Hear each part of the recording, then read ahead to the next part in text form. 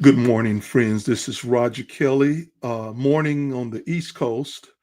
I want to welcome you to the broadcast today. I just wanted to share a quick thought that I had, and I'm calling this the one thing. I hope your year is going well. I haven't really posted since last year, or maybe it was early January, but I wanted to just offer a word of encouragement against the backdrop of all that's happening today.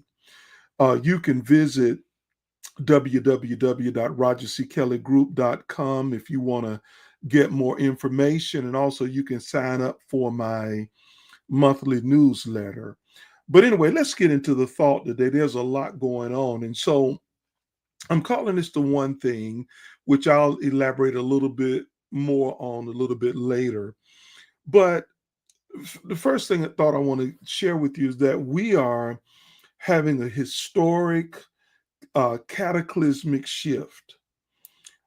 In all of my life, this is one of the biggest changes that I've seen in my adult years, just with all of the things that are going on politically, in the realm of business, um, challenges around the world, the storms, um, leadership, governments, the political scene. It's really been unnerving. There's so much all at once, and so given that, it's a reminder to me that one of the things is change is always inevitable. In fact, things are always changing. Sometimes you can see them, sometimes they're more observable, but we're in that shift. And if you're not paying attention to what's going on, then you can kind of get lost in everything. And so I just want to give you some encouragement because this can be a daunting and a really tough time. When things begin to shift, fear can set in, many things can begin to happen to us. And yet, there's one thing that we all must do. And so we're in a shift. I don't think anybody doubts that. There are question marks about everything, about prices, about national security, everything. But I want to talk to you because there's some things that you've got the power to control. Sometimes we feel so small and so insignificant against the backdrop of a massive world and lots of people, but your life and what you do is important. And and I want to say that really on the outset regarding this shift. Okay. Now, the second thing, let me just say this. We're in a shift that is a given. That's not anything new. You must manage, and hear me well, friends, because there are things out there that you cannot necessarily control, but what you can control is what's happening with you. You must manage your own life. No one can, and if they could, they would. No one's going to do that for you. And in doing that, you have to manage your own mind and manage your um, emotions. Okay, your life, your mind, your emotions. That's on you. If you lose yourself, if fear and doubt and inertia grips you and puts you in a place where you're stagnant, that is the worst thing you can do. That is the opposite of the whole reason why you are here today. And so you're responsible for managing your own life. And I've got several things listed on my website. Part of my work is dealing with these issues, but I really want to encourage you to get a perspective on all of this and know this, that the one thing you have power over is over your own life. And you're going to want to take that right now. Really, really important. Okay. The third thing, and here I want to just take a little bit of a deep dive into the one thing. Um, you must be undistracted and diligent regarding your life assignment.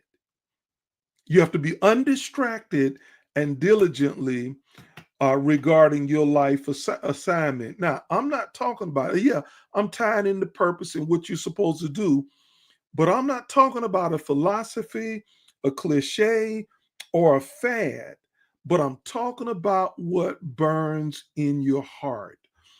People who transform the world had something ignited in them that had to be fulfilled, whether they're great inventors, whether they are activists who transform nations, with just one life, they had to come to terms with what burned in their hearts.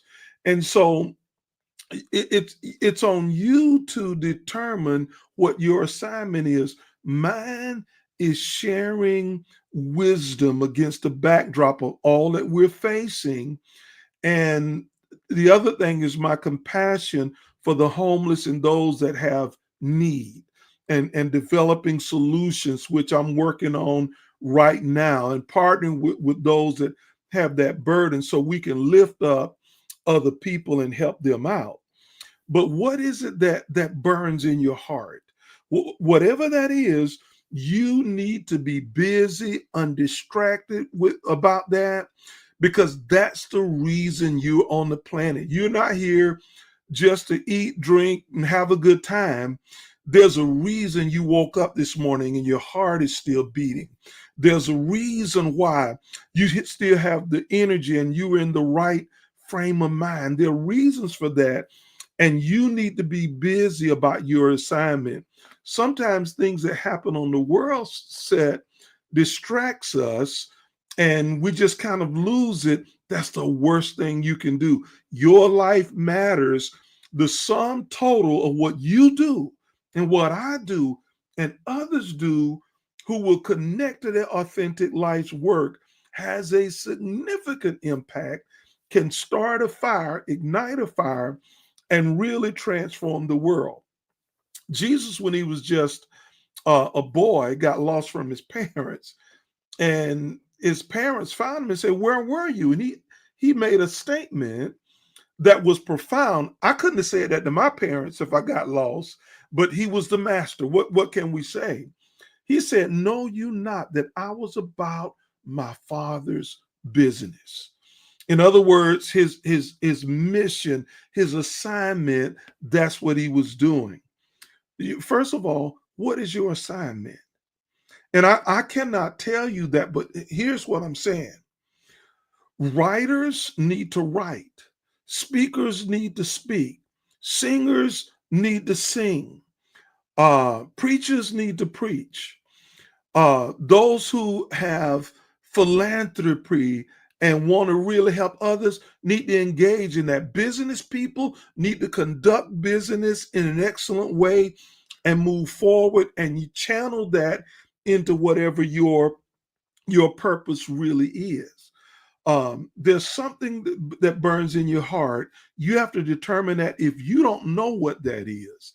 And that's part of the tactics of a system that keeps your mind worried about money, worried about are you going to make it, worried about your future, worried about are you even going to be around. That there's something about that locks you down. If you don't know, you need to get quiet, figure that out. Friends, that's why you're breathing. And what I want to say is this: with all that's going on, the things you can't control, there's a lot of that. But what you can control is what happens with you.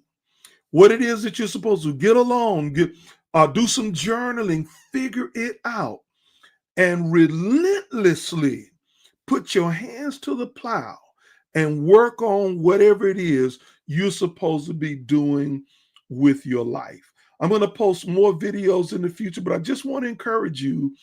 You're not helpless. You're not a victim. You are here, and that matters. When Mordecai in the scriptures was talking to Esther, um, he said to her, "How do you know that you were not born for such a time as this?" I got to say that it's not a coincidence. Here on April the 3rd, 2025, you are alive, well, and kicking. You're here for a reason. And so all of this ties in. So, friends, take courage, work on your life assignment. And as you're able to embrace that, grasp it, run with it, and don't quit. Do it with all you have in you for the rest of your life. Thank you for tuning in. More videos coming at you. There's more information on my website. I appreciate you tuning in today. Have a great day. And matter of fact, make it a great day. Be on task. Take care.